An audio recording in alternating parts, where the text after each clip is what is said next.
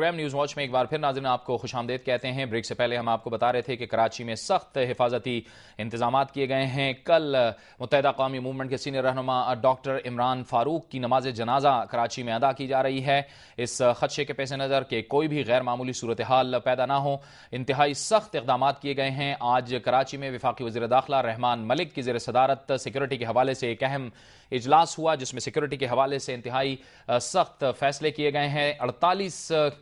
آئندہ 48 گھنٹے کراچی میں اسلحہ ساتھ لے کر چلنے پر پابندی عائد کر دی گئی ہے، لہٰذا جو قانونی لائسنس ہیں وہ بھی ان 48 گھنٹوں تک معطل رہیں گے۔ اس کے ساتھ ساتھ تمام کے تمام قانون نافذ کرنے والے اداروں، پولیس اور سیکورٹی اداروں کو بھی الرٹ رہنے کا حکم دیا گیا ہے۔ کیا انتظامات ہیں اس بارے میں ہم مزید جانیں گے، اور اس کے لیے ہمیں جوائن کیا ہے کراچی میں دنیا نیوز کے بیورو چیف ریحان ہاشمی نے، جو اس وقت ہمارے ساتھ ٹیلی فون لائن پہ ہیں۔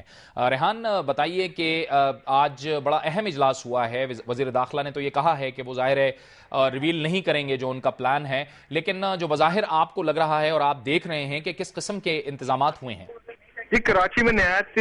فول پروف حفاظتی اقدامات کیے جا رہے ہیں۔ رحمان ملک اور دونوں صوبائی وزیر جو وزیر داخلہ ہیں سندھ کے، وہ ڈاکٹر ذوالفقار مرزا، اور وفاقی وزیر داخلہ رحمان ملک، دونوں اس اجلاس میں شریک تھے۔ اس بات سے اندازہ لگا سکتے ہیں آپ کہ کتنا اہم اور اجلاس تھا، جس میں ڈی جی رینجر، سی سی پی او کراچی، تمام زون کے ڈی آئی جیز، حساس اداروں کے افسران شامل تھے۔ اجلاس میں جو خصوصی طور پر کراچی میں طلب کیا گیا تھا، وہ جو کل دوپہر 1 بجے دستِ خاکی جب جناح پہنچے گا، جناح گراؤنڈ میں نماز جنازہ ادا کی جائے گی، اس کے لیے فل سیکورٹی کے حفاظتی اقدامات کیے گئے ہیں۔ سیکورٹی کو 3 حصوں میں تقسیم کیا گیا ہے، ایئرپورٹ سے لے کر جناح گراؤنڈ پہنچنے تک، اور اس کے بعد جو عزیز آباد کے یاسین آباد میں قبرستان ہے، شہداء قبرستان، وہاں تک کا سیکورٹی پلان ترتیب دیا گیا ہے۔ اتنی سخت ترین سیکورٹی حفاظتی اقدامات کیے گئے ہیں کہ اس تمام جو دستِ خاکی ایئرپورٹ سے نکلے گا اور جب تک شہداء قبرستان تک نہیں پہنچتا، اس کی ایریل سرویلنس کی جائے گی۔ تمام بلند عمارتوں پر پولیس کمانڈوز تعینات کیے جائیں گے، حتیٰ کہ یہ بھی کیا گیا ہے کہ 48 گھنٹے آج رات 12 بجے کے بعد سے تمام جو اصل لائسنس ہے قانونی طور پر جاری کیے گئے تھے، وہ 2 دن تک اس کو آپ استعمال نہیں کر سکتے۔ کراچی میں پہلی ڈبل سواری پابندی اور غیر متعلقہ شخص کے کسی بھی جلوس کی گزرگاہ سے کھڑے ہونے پر بھی سختی سے ہدایت دی گئی ہے، اس پہ کڑی نظر رکھی جائے۔ پولیس، رینجر، تمام اداروں کو حرکت میں آنے کی ہدایت دی گئی۔ اتنا ضروری اجلاس تھا جس میں یہ فیصلہ کیا گیا کہ تمام متحدہ قوم کے رہنما بھی اس اجلاس میں شریک تھے، تمام ان کو آگاہ کیا گیا۔ اس میں جو تعداد ہے تقریباً 4850 پولیس اہلکار تعینات کیے جا رہے ہیں، اور رینجرز کے اہلکار جو پورے ایئرپورٹ سے لے کر شہداء قبرستان تک تعینات کیے جائیں گے۔ جی اچھا ریحان، یہ بھی امکان ظاہر کیا جا رہا ہے کہ اس جنازے میں لاکھوں کی تعداد بھی ہو سکتی ہے، کیونکہ ظاہر ہے کہ ایم کیو ایم کے جو کارکنان ہیں وہ بھی جنازے میں شرکت کریں گے، تو یہ تعداد لاکھوں تک بھی جا سکتی ہے۔ جی بالکل ایسا ہی ہے۔ متحدہ قوم کے جو یہ رہنما تھے ڈاکٹر عمران فاروق، ان کا اہم کردار تھا۔ الطاف حسین قائد تحریک چاہے جو متحدہ قوم کے قریبی ساتھی سمجھے جاتے ہیں، لوگوں کی بہت بڑی تعداد اس دستِ خاکی کو لینے ایئرپورٹ پہنچے گی، اور اس کے بعد اس کو ایسا لگتا ہے کہ شہر بھر کا تمام افراد یہاں پہنچیں گے، اور جلوس کی شکل میں دستِ خاکی کو عزیز آباد میں جو واقع ہے جناح گراؤنڈ، وہاں پہنچایا جائے گا۔ لوگوں کی تعداد زیادہ ہونے کی وجہ سے سیکورٹی پلان پر خصوصی طور پر جو پولیس حکام کو ہدایت دی گئی تھی، خصوصی طور پر سیکورٹی پلان بنایا گیا ہے، اور یہ اس طرح کا سخت ترین سیکورٹی پلان بنایا گیا ہے جس میں سے کوئی کسی بھی غیر ملکی شخصیت کی پاکستان میں آمد ہوتی ہے، وی وی آئی پیز کراچی کا دورہ کرتے ہیں، اسی قسم کا سیکورٹی پلان ترتیب دیا گیا ہے۔ جی بہت بہت شکریہ ریحان ہاشمی، دنیا نیوز کراچی کے بیورو چیف، ہم سے بات کر رہے تھے اور ہمیں بتا رہے تھے کہ غیر معمولی انتظامات کیے گئے ہیں۔ کل کی اس نماز جنازہ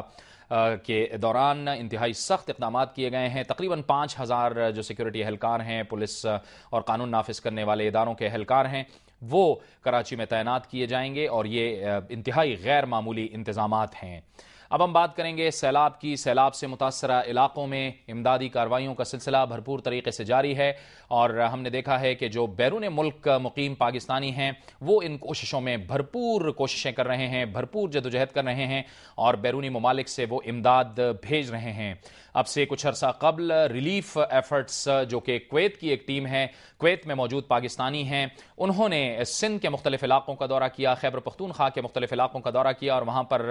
ریلیف ایفرٹس میں امدادی کارروائیوں میں حصہ لیا۔ اب وہ مزید بھی امداد کرنا چاہ رہے ہیں اور پاکستان کے مختلف علاقوں میں آنا چاہ رہے ہیں، اور اب ان کا یہ کہنا ہے کہ ریہیبلیٹیشن کے لیے وہ کام کرنا چاہ رہے ہیں۔ اس وقت ہمارے ساتھ موجود ہیں کویت سے ریلیف ایفرٹس کویت کے پریزیڈنٹ جناب آصف خان۔ بہت بہت شکریہ آصف خان صاحب۔ سب سے پہلے تو یہ بتائیے گا کہ آپ پہلے بھی آئے ہیں، اور پہلے آپ نے کیا ایکٹیویٹی کی تھی، کن کن علاقوں میں ایکٹیویٹی کی تھی آپ نے؟ السلام علیکم جاوید صاحب، ہم نے جو ہے وہ اپنا جو کام ہے شروع جو کیا تھا وہ سندھ سے کیا تھا،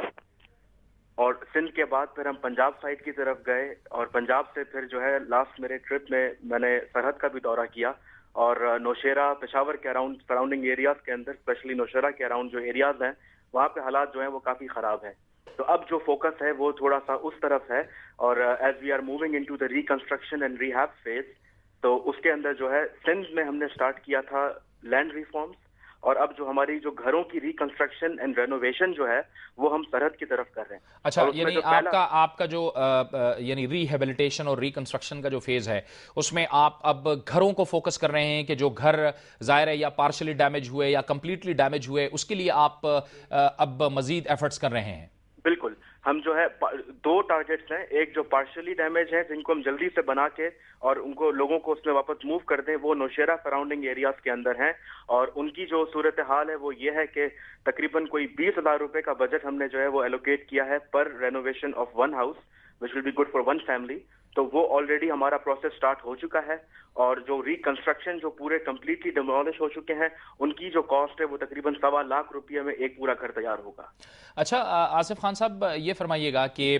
یہ جو ظاہر ہے آپ کویت میں موجود ہیں، وہاں پر ہمارے پاکستانی بھائی بہنیں بزرگ موجود ہیں، آپ ظاہر ہے فنڈ ریزنگ وہاں پہ کر رہے ہیں، آپ کو بھرپور رسپانس مل رہا ہے وہاں پر اپنے پاکستانی بھائیوں بہنوں سے، بزرگوں سے؟ جی ہاں، اللہ کا بڑا کرم ہے کہ سپورٹ ہمارے پاس جو ہے وہ کویت میں مقیم جو پاکستانی حضرات ہیں ان سے ہمیں کافی سپورٹ ہے، اور جو گورنمنٹ کو سپورٹ نہیں کرنا چاہ رہے تھے تو ہمارے پلیٹ فارم کے تھرو اس میں کریڈیبلٹی ہے، ٹرسٹ ایشوز تھے، تو ہمارے پلیٹ فارم کے تھرو اللہ کا شکر ہے کہ ان کی جدوجہد اور ان کی جذبات جو ہیں وہ سارے ہمارے ساتھ ہیں، اور بڑا اچھا ہمارے پاس سپورٹ سسٹم ہے وہاں پہ۔ اچھا خان صاحب، اس میں ایک بڑا اہم جو نقطہ ہوتا ہے وہ یہ ہوتا ہے کہ جب بھی بیرونی ممالک سے امداد آتی ہے تو لوگ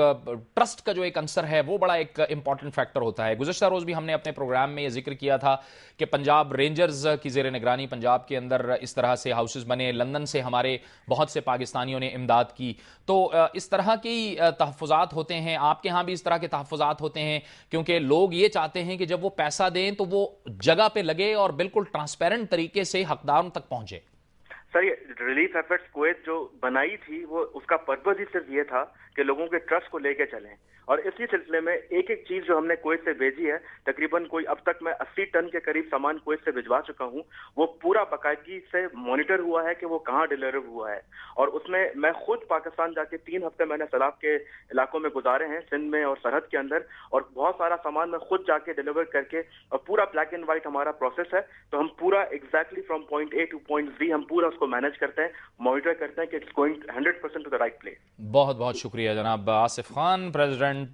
ریلیف ایفرٹس کویت، ہم سے گفتگو کر رہے تھے، اور بھرپور امداد کے حوالے سے وہ اپنی ہسٹری بتا رہے تھے اور اپنی پلاننگ بتا رہے تھے کہ وہ نوشہرہ کے علاقوں میں اب ریہیبلیٹیشن اور ریکنسٹرکشن کے لیے پیسے دینا چاہ رہے ہیں اور وہاں پر کام شروع کرنا چاہ رہے ہیں۔ یہ تھا ہمارا آج کا پروگرام۔ اگر آپ اپنی رائے سے ہمیں آگاہ کرنا چاہتے ہیں یا کوئی کامنٹ دینا چاہتے ہیں تو hमें لکھیے، ہمارا ای میل ایڈریس ہے nw@duniatv.tv۔ پروگرام نیوز واچ سے جاوید اقبال کو اجازت دیجیے، اللہ حافظ۔